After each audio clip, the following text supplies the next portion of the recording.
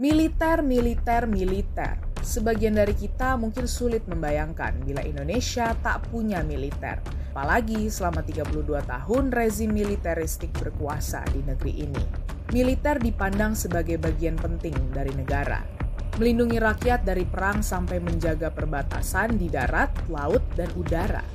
Namun apa jadinya jika sebuah negara tidak memiliki pasukan militer? Faktanya, dari total 206 negara di dunia, setidaknya ada 36 negara tidak memiliki institusi militer. Terus gimana mereka mempertahankan diri? Apa nggak takut diserang negara lain?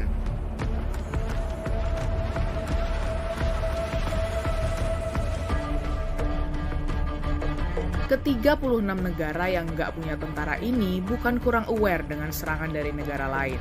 Kebanyakan dari mereka mengandalkan bantuan militer negara tetangga untuk mempertahankan negara. Misalnya, Andorra mengandalkan bantuan militer Prancis dan Spanyol. Monaco mengandalkan Prancis dan San Marino dibantu Italia. Di samping itu, Amerika Serikat juga melindungi 3 negara Pasifik yang nggak punya tentara ini, The Marshall Islands, Palau, dan Federated States of Micronesia. Dalam skema Compact of Free Association Countries, Amerika kasih perlindungan dengan imbalan boleh mengakses dataran dan laut mereka. Perjanjian pertahanan itu juga dilakukan New Zealand untuk melindungi Niue dan Cook Island. Yang menjadi pertanyaan, apa alasan negara-negara ini tidak bahkan enggan memiliki angkatan militer? Alasannya sih macam-macam, mulai dari luas wilayah yang terlalu kecil, menghindari intervensi militer di kehidupan sosial politik, budget yang terbatas, adanya perjanjian jangka panjang dengan bekas negara yang pernah menduduki, sampai keyakinan bahwa tidak ada negara yang memusuhi mereka.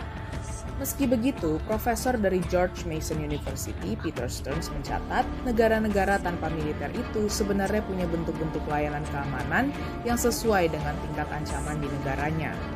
Ada Costa Rica yang menghapus institusi militernya pada 1 Desember 1948. Saking bangganya mereka akan hal itu, mereka menjadikan tanggal itu hari libur nasional sebagai hari penghapusan tentara. Konstitusi Costa Rica juga melarang pembentukan institusi militer.